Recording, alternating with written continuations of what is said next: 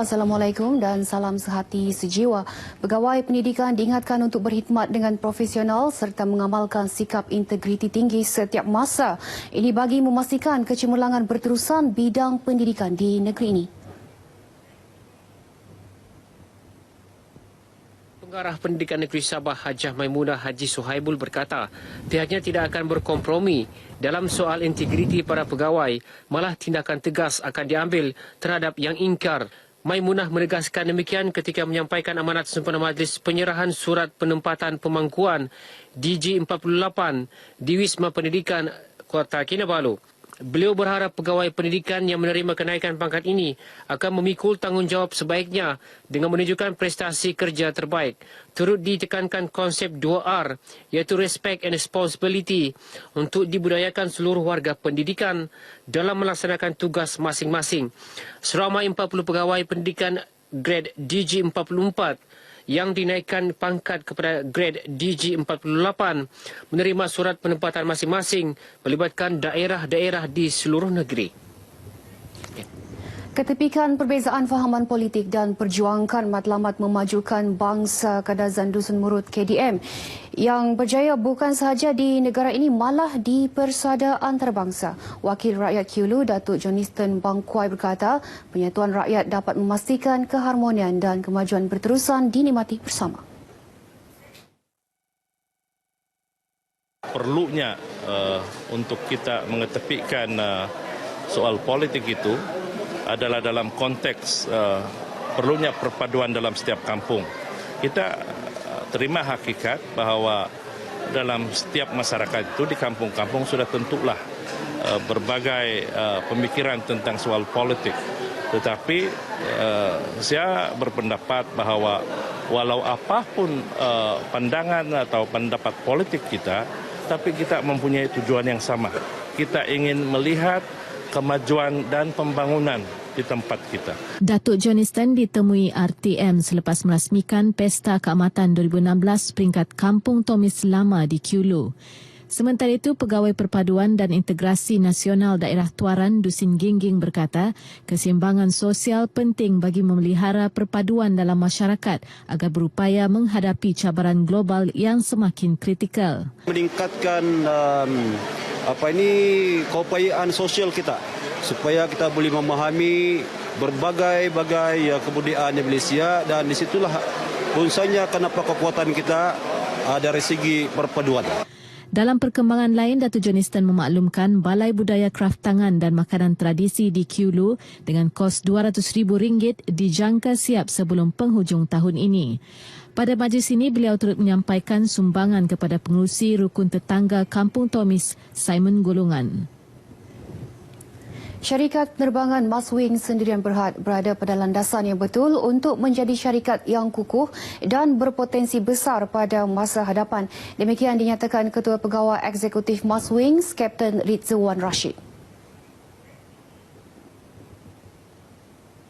Maswing pun dah dapat sambungan kontrak dari kerajaan Malaysia selama 7 tahun lagi lah. Jadi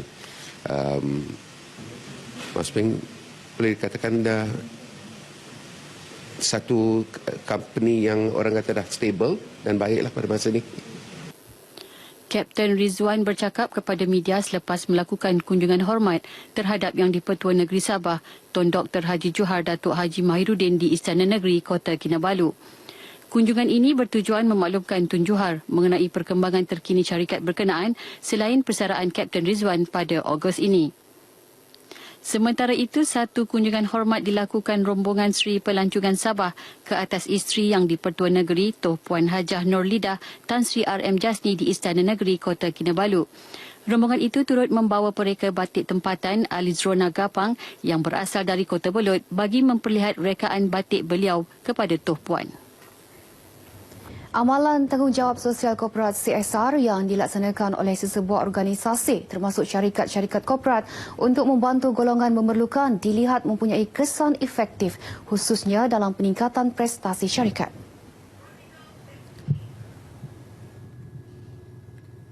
Anggota Dewan Undangan Negeri Adun Karamunting, Charles Opang berkata penglibatan dalam program CSR juga dapat membina reputasi dan imej baik syarikat selain meningkatkan daya saing mereka.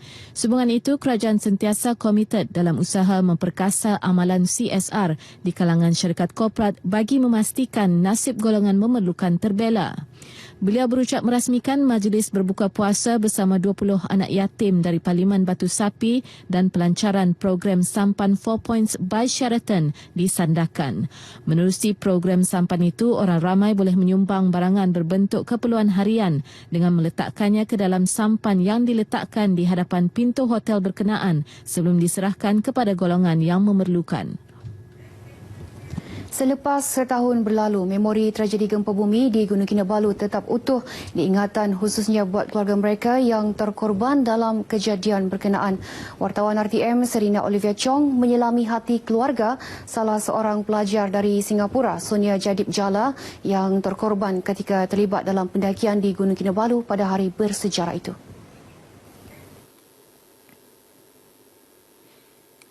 Untuk memperingati mangsa, satu pendakian menawan Gunung Kinabalu dilakukan dan disertai keluarga mereka yang terkorban termasuk dari Singapura dan Jepun. Bagi keluarga mendiang Sonia, pendakian itu selain menjadi pengalaman berharga kepada mereka, ia juga merupakan satu usaha melaksanakan hasrat Sonia untuk menawan Gunung Kinabalu.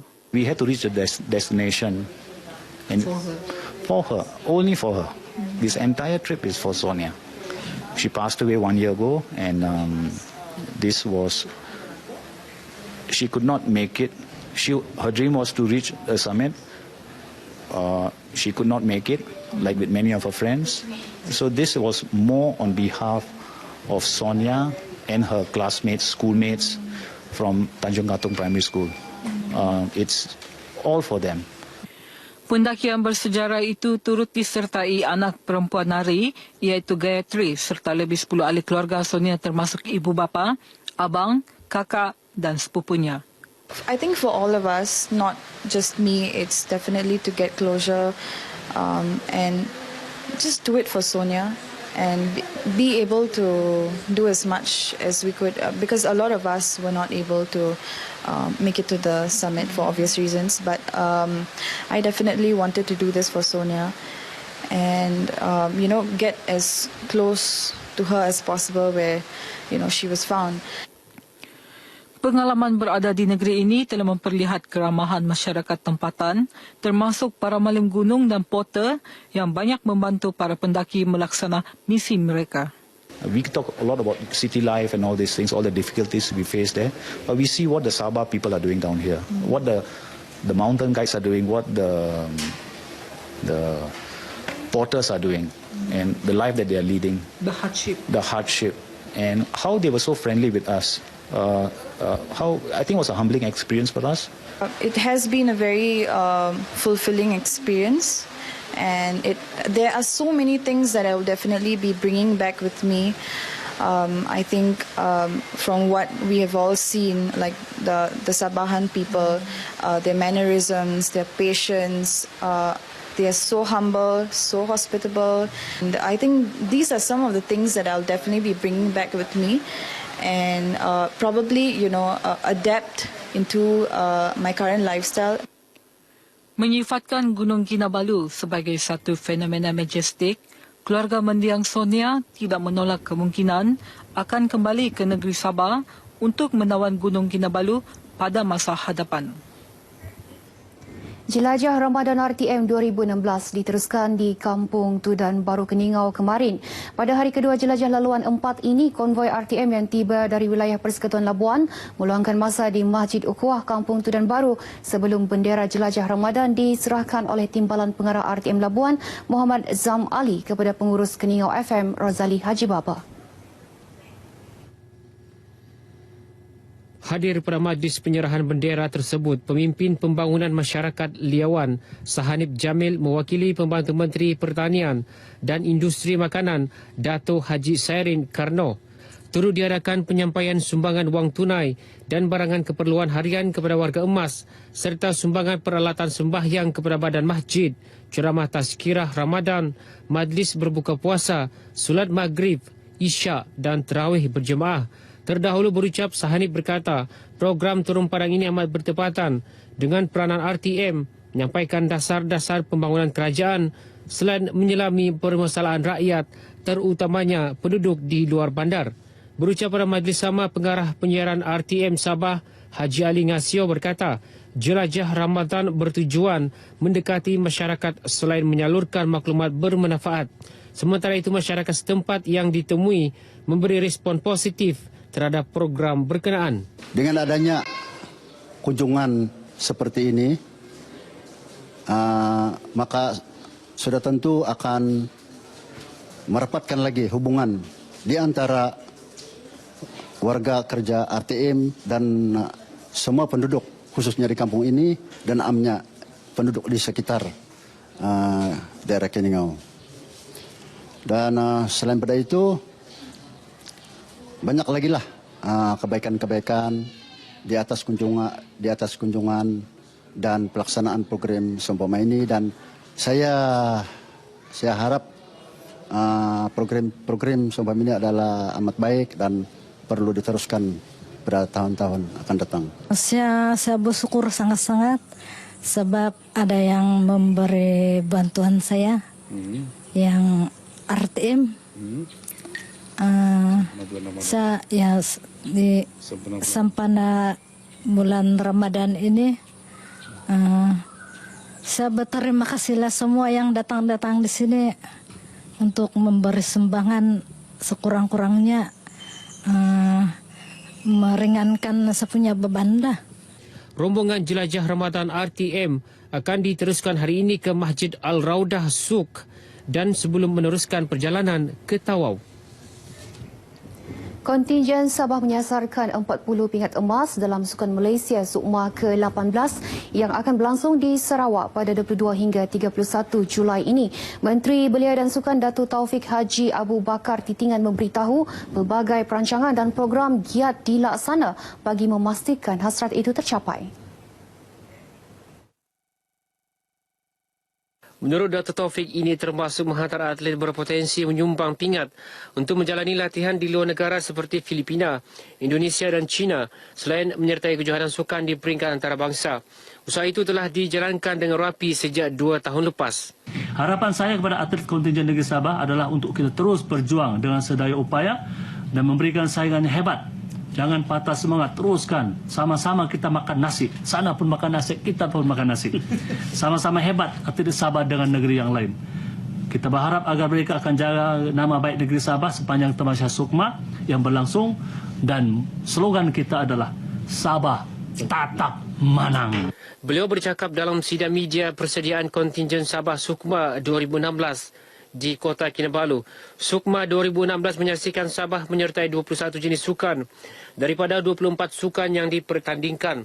Antaranya akuatik, angkat berat, bola sepak, berbasikal, bowling padang, gimnastik, hoki, karate dan taekwondo. Sukma kali ini menawarkan 384 pingat emas, 384 perak dan 487 pingat gangsa. Pada Tamasya Sukma 2014, Sabah berada di tangga ke-9 dengan memperoleh 21 emas, 31 perak dan 44 gangsa.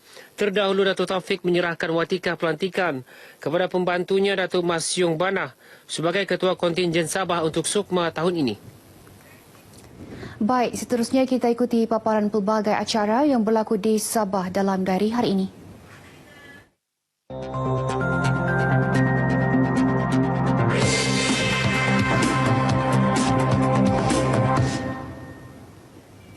Pada pukul 9 pagi ini, jelajah Ramadan RTM 2016 diteruskan bersama rombongan Keningau FM di Masjid Pekan Suk. Rombongan itu kemudian akan berlepas ke Tawau kira-kira pukul 11.30 pagi. Sementara itu, pukul 11 pagi, rombongan Agensi Penguatkuasa Maritim Malaysia akan melakukan kunjungan hormat ke atas Yang di-Pertua Negeri Sabah, Tun Dr. Haji Johar Datuk Mahiruddin di Istana Negeri Kota Kinabalu.